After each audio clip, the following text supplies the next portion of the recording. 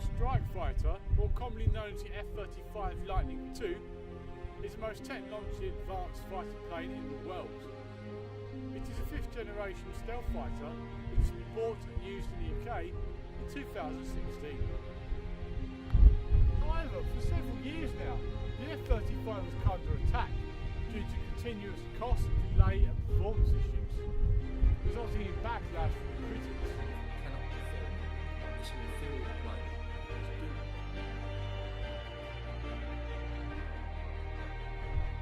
In this documentary, I'll be exploring the pros and cons of the F35 to determine whether or not the UK is spending taxpayers' money on a worthwhile project or spending millions on a failed one.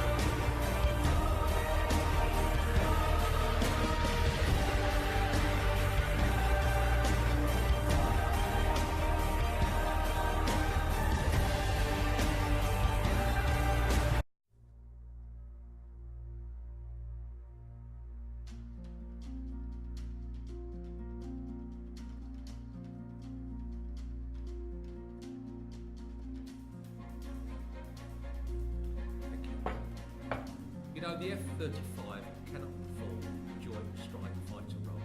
It's an inferior plane. It cannot do everything that's required from it. It just can't perform all the roles that individual planes can do. It's doomed. The Joint Strike Fighter plane had to meet the needs of all three services. That was to include stealth, modern tracking and sensors, to break the sound barrier, and to have a modern payload. Making one plane to meet the requirements of each military arm is not possible. The A variant is lighter and faster for dogfights. The B variant has a stowable engine and lift fan, which makes it heavier than the other two variants. This would be dead weight for the Army and Navy. The C variant is larger and has a wider wingspan for the Navy, required for taking off a carrier's shorter runway. By having 30% of the plane made from universal parts, there is still a saving of an estimated $80 million a year. It's a B variant of the F35 with stowable capability, which has attracted the attention of the UK. This version of the F35 has been chosen as an air power to support the new HMS Queen Elizabeth class carrier, one of the biggest aircraft class carriers to be produced in the UK. You know, when you have a complicated plane like the F35, it's full of all these different things. The pilots just can't have enough time in it because they're spending so long maintaining the aeroplane. I mean, let's be fair, the pilots are just not going to have enough hours in the plane.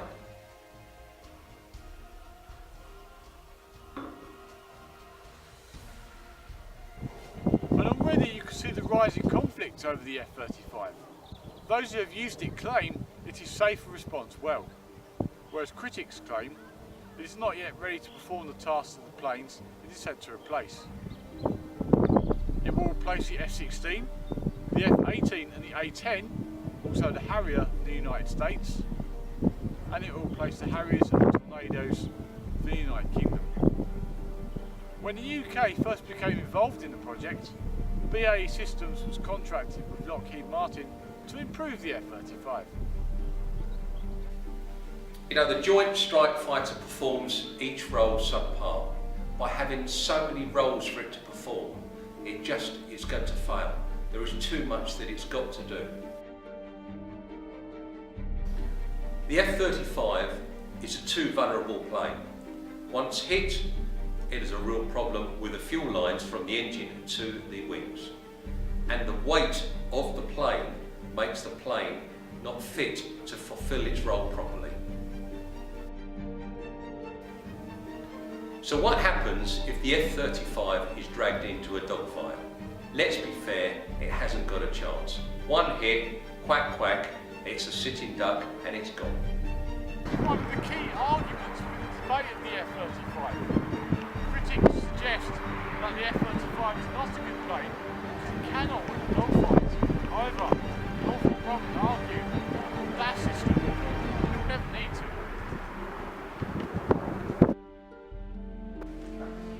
The electro-optical distributed aperture system, known as DAS, uses 6 infrared cameras with 20/20 near visual acuity to detect objects from great distances. The result is a complete spherical field of vision protecting the F-35 from all angles. DAS allows the pilot to exit safely from conventional dogfights, allowing the missile to turn in its stead, as well as giving the pilot clear vision day and night, making landing on aircraft carriers safer. In test, the AESA radar is able to track and find 19 out of 23 targets in the sky within just 3 seconds, and all of them within 9 seconds. The AESA radar can also jam other radars, preventing missile lock to the F-35 and her allies.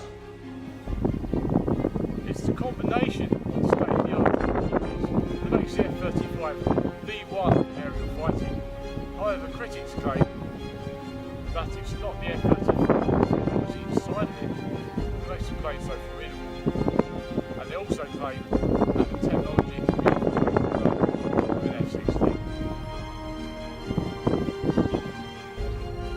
You know, the price per plane has just now made it the most expensive flight program in the history of America. The prices are soaring just out of anything sensible whatsoever.